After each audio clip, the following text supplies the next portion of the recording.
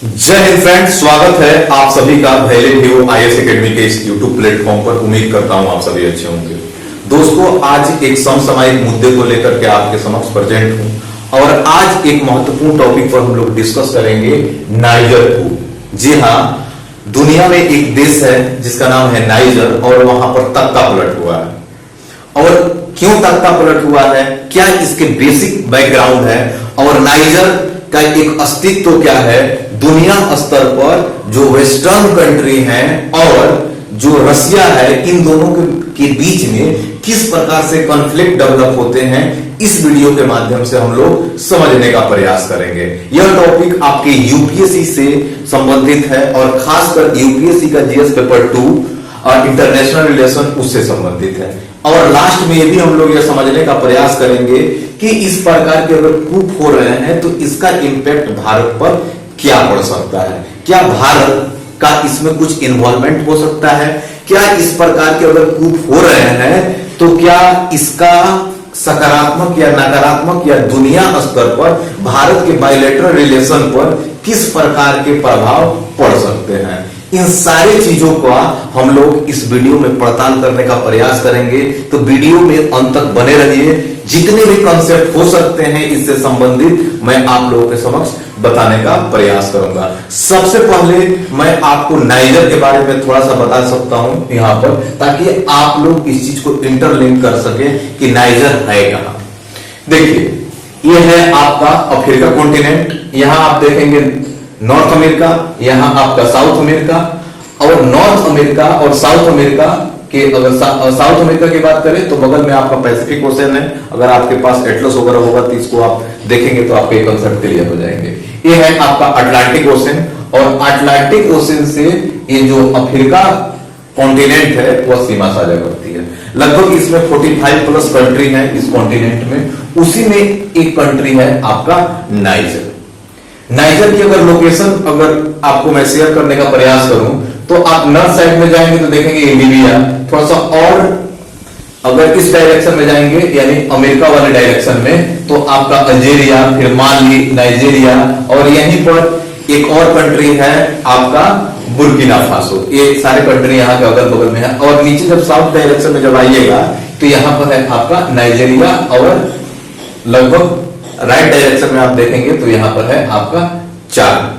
ये सारे कंट्री यहां पर विद्यमान है और ऊपर आप देखिएगा तो यहां पर मेडिटेरेनियन सी है। इतना से आप तो वाकिफ हो गए कि कहानी कहां डेवलप हो रही है, कंसेप्ट क्या समझने का प्रयास करना है। यानी इस नाइजर जो कंट्री है इसमें कूप हुआ है, तख्ता पलट किया गया है।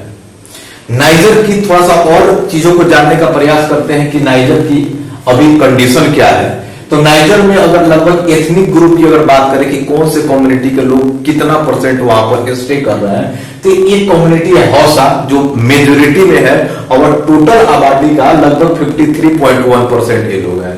और लगभग एक और कम्युनिटी है जिसका नाम है जारामा एंड संघौली, ये है आपका 21.2% और एक है ट्रू, वो है लगभग 11%। और बाकी और भी कम्युनिटी हैं जो कम है, लगभग 1%, 1.5%, 2%, 2.5%, इसी के आसपास उनकी है, तो उसको मैंने यहाँ पर मेंशन नहीं किया है। यहाँ की अगर मेजोरिटी अगर देखा जाए तो हौसा कम्युनिटी की मेजोरिटी है। अगर रिलीजन की अगर बात करें तो यह एक मुस्लिम बहुल कंट्री है और लगभग इसमें 99.3% इस्लाम स्टे करते हैं। पॉपुलेशन की अगर बात करें तो बहुत कम पॉपुलेशन है, लगभग 2.5 करोड़ के आसपास इसकी आबादी है। डेंसिटी की अगर बात करें तो लगभग 1 किलोमीटर बाई 1 किलोमीटर के एरिया में मात्र 12 लोग निवास करते हैं। और HDI का इंडेक्स 2021 के डेटा के अनुसार इसका रैंक जो था 189 था। ये तो हो गया, आपने समझ लिया कि नाइजर की क्या कहानी है। नाइजर को जो आजादी मिला था वह मिला था आपका 1958 में। यह किसका कॉलोनी हुआ करता था, तो यह कॉलोनी फ्रांस का हुआ करता। जिस प्रकार हम लोग ब्रिटिशर्स के कॉलोनी हुआ करते थे, उसी प्रकार जो नाइजर कंट्री है, यह नाइजर कंट्री यह फ्रांस का कॉलोनी हुआ करता था। लगभग 1958 के आसपास इसको आजादी मिलती है और लगभग 60 के आसपास से अपने जिस प्रकार से एक इंडिपेंडेंट देश के रूप में काम करना शुरू कर देता है। लेकिन नाइजर में एक इंपॉर्टेंट नदी है जिसको नाइजर रिवर ही कहते हैं, उसी के नाम पर इस देश का भी नाम पड़ा था नाइजर। लेकिन वहां पर एक डेमोक्रेटिक गवर्नमेंट लंबे समय तक नहीं रही है, क्योंकि आप अगर इस एरिया में देखें, माली हो, चाड हो, नाइजीरिया हो, बुर्किना फासो हो, ये ऐसे कंट्री है जहां पर लगभग डेमोक्रेसी नाम का कोई चीज ही नहीं है। अगर कहीं कहीं अगर डेमोक्रेसी का अगर निर्माण भी होता है तो वहां पर इसी प्रकार का हरकत होता है, वहां पर कूप हो जाते हैं, तख्ता पलट हो जाते हैं। तो लगभग अगल बगल के जिस प्रकार के वातावरण है उसी वातावरण के अकॉर्डिंग नाइजर की भी कहानी हुआ और यहाँ पर तख्ता पलट हो गया। अब यहां पर अगर इसका अगर कंसेप्ट को समझने का प्रयास किया जाए कि आखिर ये नाइजर में कूप आने का क्या कारण है, तो इसका एक कंसेप्ट को समझिएगा। अगर मैं एक रफली डायग्राम अगर ड्रॉ करूं तो लगभग अगर ये आपका नाइजर है तो नाइजर का जो सदर्न पार्ट है, ये वाला पार्ट अगर मान लीजिए, तो सदर्न पार्ट में कुछ ऐसे कम्युनिटी के लोग हैं, एथनिक ग्रुप के लोग हैं, जो लोग यहाँ की जो डेमोक्रेटिक सरकार है उसकी वह एक्सेप्ट ही नहीं करते। ये हर कंट्री में होता है, जो एथनिक ग्रुप होते हैं वो रूलिंग गवर्नमेंट को मानते नहीं हैं, ये अपना कुछ डिमांड करते रहते हैं, अलग देश की मांग करेंगे, अलग स्टेट की मांग करेंगे, ये अपना डिमांड सरकार पर थोपने का प्रयास करते हैं ये एथनिक ग्रुप वाले। हर कंट्री में, क्या आपको पता है कि भारत में भी कुछ एथनिक ग्रुप रहते हैं? जैसे आप नॉर्थ ईस्ट में चले जाएं तो नॉर्थ ईस्ट में चाहे वह क्षेत्र नागालैंड हो, चाहे असम का कुछ पार्ट हो, चाहे वो मिजोरम का पार्ट हो, चाहे वो त्रिपुरा का पार्ट हो, हर क्षेत्र में कुछ एथनिक ग्रुप हैं जो रूलिंग गवर्नमेंट को एक्सेप्ट ही नहीं करते, जबकि वह एक अलग एक नया देश की मांग करते हैं। जो सरकार के द्वारा जो रेगुलेशन यहाँ पर रन किए जाते हैं उस रेगुलेशन को, प्रोसेस को फॉलो करना नहीं चाहते हैं, क्योंकि वो उनकी एक अलग डिमांड होती है। लेकिन इनकी जो अगर देखा जाए नाइजर में जो लोग एथनिक ग्रुप हैं, आखिर इन अपोज क्यों कर रहे हैं? तो देखिए ये नाइजर जो है, नाइजर में लगभग लास्ट 2021 से यहां पर डेमोक्रेटिक गवर्नमेंट का निर्माण हुआ है। लगभग यहाँ के जो हाल के जो अभी प्रेसिडेंट हैं जो कूप हुआ है, मोहम्मद वयूज नाम है इनका। अब मुद्दा यह है कि लगभग ये जो प्रेसिडेंट है मोहम्मद साहब, ये इनका इंटरलिंकिंग था फ्रांस से, ये फ्रांस से कुछ हेल्प ले रहे थे और साथ में यूनाइटेड स्टेट्स ऑफ अमेरिका के भी कुछ सैनिक यहां पर स्टे कर रहे हैं आपके नाइजर में। इस चीज को ध्यान रखते रहते हैं, क्योंकि अगल बगल में जितने भी कंट्री हैं वहां पर, जैसे आप नाइजीरिया में बोको हराम का नाम आपने सुना होगा, जस्ट लाइक ये ISIS टाइप के हैं, कुछ इस प्रकार के यहाँ पर ग्रुप बनते रहते हैं जो इस्लामिक कट्टरपंथ है। तो अमेरिका यह प्रयास करते रहता है कि हर जगह अपनी सेना को मेंटेन रखा जाए, ताकि दुनिया स्तर पर कुछ इस प्रकार के कुछ गलत इंसिडेंट ना हो और एक ऐसा एथनिक ग्रुप न डेवलप हो जाए जिसका एक दुनिया स्तर पर गलत मैसेज पहुंचे। जैसे आपको पता ही होगा कि ISIS जो डेवलप हुआ, उस ISIS के डेवलप होने में पूरी दुनिया को परेशानी हो गई थी। लगभग आप 2013 और 14 का एरा याद कीजिए, जहां पर ISIS के लोग एक बड़ा अमाउंट में कत्लेआम करते थे, एक ड्रेस पहनाते थे, लोगों को काट दिया जाता था और वो वीडियो वायरल होता था। जरा सोचिए, और पूरी दुनिया में इस्लामीकरण की वो लोग बात करते थे। अब इसमें लंबी कहानी है कि आखिर ISIS को डेवलप होने में काफी हद तक अमेरिका ही जिम्मेदार है। इसकी लंबी कहानी है, कभी करेंगे चर्चा इसकी। तो लगभग यहां पर जो आप देखेंगे, यहां पर नाइजर जो कंट्री है, इस नाइजर कंट्री में लगभग फ्रांस जो अभी है, फ्रांस वो भी इन्वॉल्व है और United states of America involve है। अब सोचिए जरा, यहाँ के जो एथनिक कम्युनिटी के लोग हैं, प्लस यहाँ के चाड हो गए, चाहे बुर्किना फासो हो गया, चाहे ये माली हो गया, ये सारे देश वेस्टर्न कंट्री के अगेंस्ट खड़े हो जाते हैं।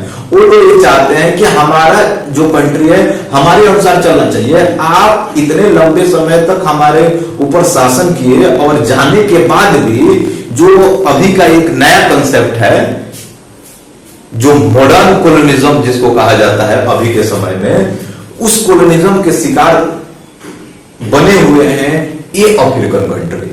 और इसके सारे लोग अपोज करते हैं। अगर जब सारे चाहे इस अगल बगल के जितने देशों को जब आप समझने का प्रयास कीजिएगा तो लास्टली आप इसी करत पर पहुंचेंगे कि जितना भी सिचुएशन यहां पर डेवलप हो रहा है, सारे सिचुएशन का डेवलप कहीं ना कहीं आपके वेस्टर्न कंट्री में है।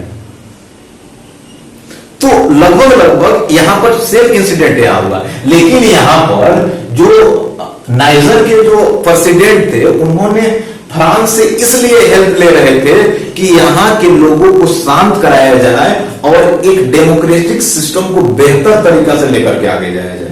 और पिछले कुछ महीनों में इन्होंने जब, क्योंकि अभी आपको पता ही होगा कि जिस प्रकार के रशिया और यूक्रेन वार हुए हैं, दुनिया में लगभग देशों में इस प्रकार के इंसिडेंट हुए हैं।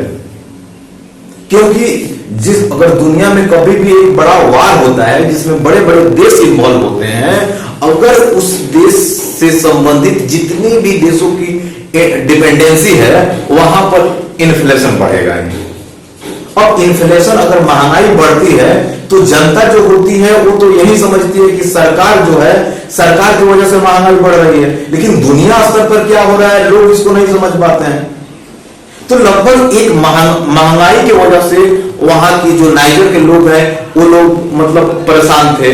और प्लस जो यूनाइटेड स्टेट्स ऑफ अमेरिका की सेना इसमें है, वह ये लोगों को दबाव बनाया जा रहा है था सरकार से कि आखिर अमेरिका की सेना यहां पर क्या कर रही है, यहां से इसको हटाओ। और प्लस इसमें फ्रांस क्यों इन्वॉल्व हो रहा है, क्योंकि सबसे महत्वपूर्ण चीजें होती है कि जिस देश ने अगर आपके ऊपर अगर शासन किया है वो आपको किसी भी तरीका से अगर आपके मामले में अगर इंटरफेयर करता है तो लोगों को वहां सबसे ज्यादा परेशानी होती है। इन्हीं चीजों को लेकर के यहाँ की जो जनता थी पहले से ही, खास करके जो सदर्न क्षेत्र है, इन्होंने लगभग ज्यादा प्रॉब्लम क्रिएट किया। और कुछ दिनों की बात करें तो लगभग इतना ज्यादा इन्फ्लेशन बढ़ने लगा कि जो भी एडमिनिस्ट्रेटिव सिस्टम चलाने के लिए नाइजर के पास पैसे कम पड़ने लगे।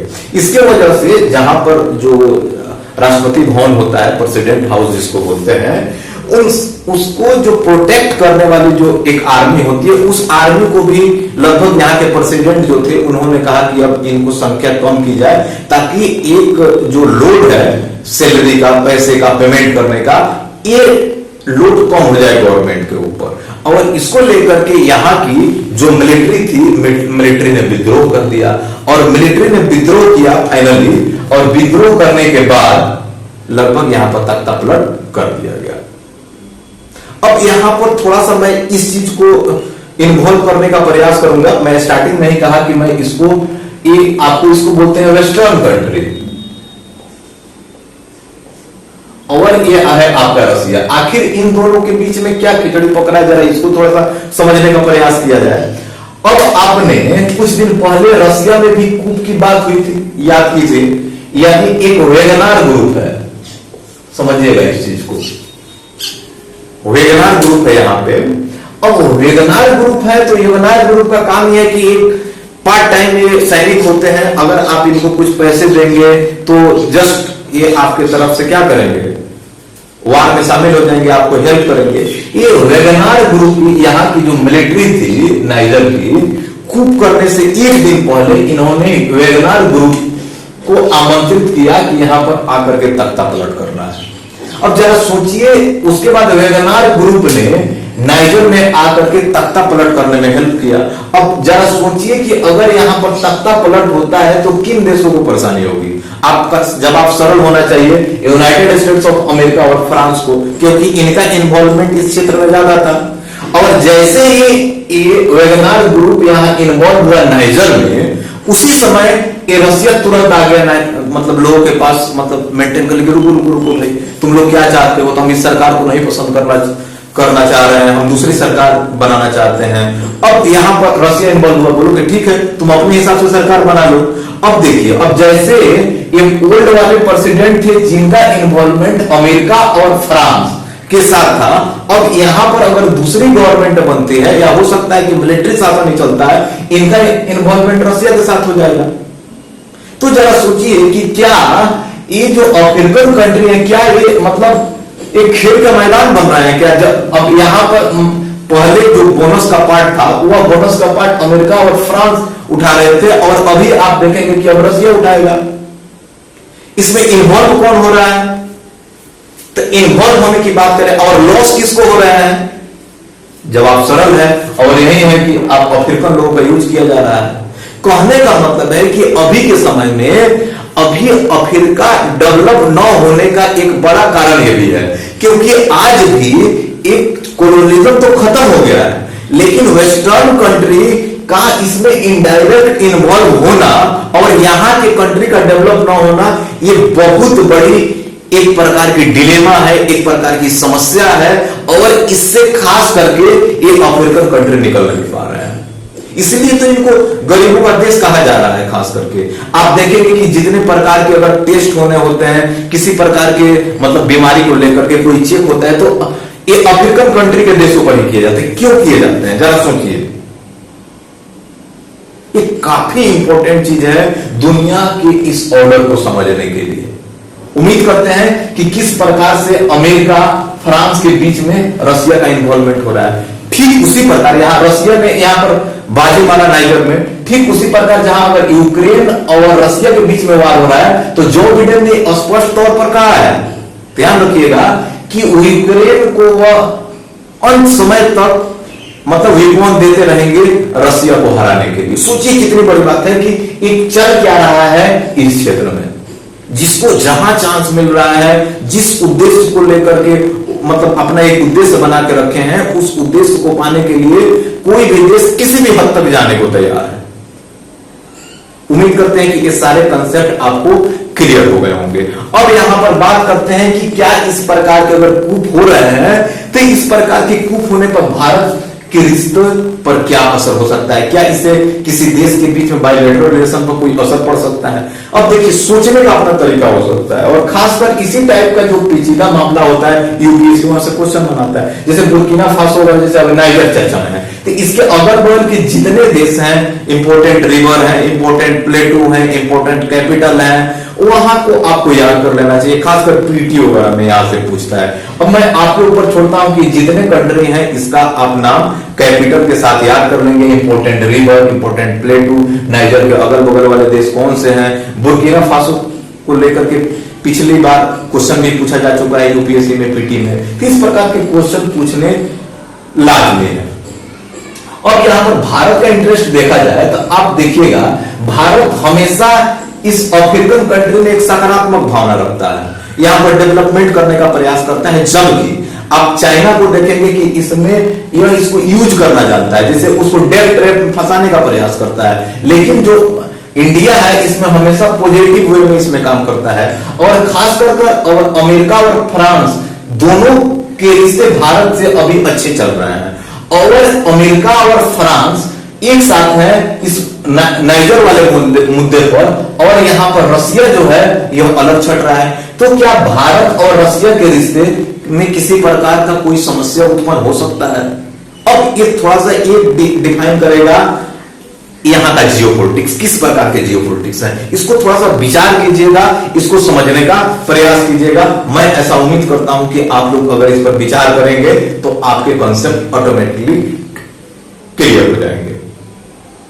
तो लगभग अगर मुझसे इस मुद्दे पर अगर पूछने का प्रयास करेंगे कि क्या भारत के बायलैटरल रिलेशन पर क्या इसका असर हो सकता है क्या, तो काफी हद तक अगर इसका उत्तर ये है कि हाँ, लिटिल बिट तो इसके असर हो सकते हैं। लेकिन भारत जो है आप देखेंगे कि लगभग किसी भी देश के साथ अपना रिश्ता तो रखता है, लेकिन एक जो लिमिट होता है उस लिमिट को ध्यान में रखता है। इसका ज्वलंत उदाहरण क्या हो सकता है कि जिस प्रकार से भारत, अमेरिका, जापान और ऑस्ट्रेलिया ने मिलकर के क्वाड का निर्माण किया, उसका उद्देश्य था काउंटर करना चाइना को लेकर के, लेकिन चाइना को पंगु बनाना नहीं था।